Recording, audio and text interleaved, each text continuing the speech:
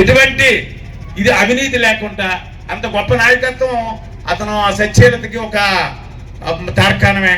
కాబట్టి మనం అందులోకి అంటే ఇక్కడ అందరూ ఉన్నారు. మనం రెడ్డిపిల్లి అంటే ఎందుకు అతను వచ్చిన అప్పుడు ఆ వేళ ప్రజారాజ్యం పార్టీ లేనప్పుడు కూడా గెలిపించుకోగలిగాం. అతన్ని ఎప్పుడు కూడా గెలుపు బాటలో ఉంచడానికి మనవ పాత్ర కూడా ఉంటుంది. ఎందువల్ల అతనికి కూడా అదే కృతజ్ఞత ఉంటుంది. కాబట్టి అతనితోనే నడుద్దాం. అతనికి మరింతగా ముందుకి మరింత కీర్తి ప్రతిష్టలు పెరిగేటట్టు చేస్తే మన ప్రాంతం కానీ మనం కానీ చాలా అభివృద్ధి చెందుతాం. కాబట్టి ఇటువంటి నాయకత్వాన్ని మనం అందరం కూడా ఎంత 175 మంది ఉంటారు. అవంతి శ్రీనివాసరావు నలుగురే ఉంటారు.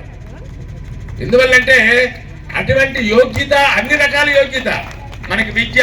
మన బిడ్డ ఏదైనా చదువుకోలేకపోతే ఒక రోజు వెళ్ళాం వాళ్ళ కాలేజీకి, ఏమండి ఫీజు అంటే కొంచెం తగ్గించారు. అయితే మీరు పెట్టండి అంటారు. ఎందువల్లంటే పెట్టగలిగి పెట్టగలిగి మనస్తత్వం, చూడగలిగి కళ్ళు, ఇవన్నీ ఒకే నాయకుడికి ఉండవు.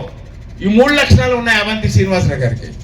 కాబట్టి మనందరం కూడా ఈ ఎన్నికల్లోనూ అంటే చాలా వైనాట్ 175 అంటారు, ఏదో అంట. శ్రీనివాసరావు గారు నామినేషన్ వేసిన రోజే గెలుస్తారు. అదే అతని తాలూకు ఔన్నత్యం. ఎందువల్లంటే ఆ బాట అటువంటిది, అతని మాట అటువంటిది. ఎక్కడా కూడా ఏదో కార్యక్రమం చేయడానికి కోసం మాట్లాడి నాయకులు చూశాను కానీ అతను ఎప్పుడూ కూడా చిరాకులో ఉన్నా పరాకులో ఉన్నా అతను మాటిస్తే మాత్రం విడిచిపెట్టరు. అది నాయకత్వం అంటే.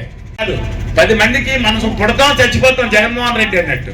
కానీ 10 మంది మనసుల్లోనే కానీ 10 మంది మనుషులకు కానీ సహాయం చేస్తూ చచ్చిపోతే ఆడి చిరస్మరణీయంగా బతికున్నట్టు.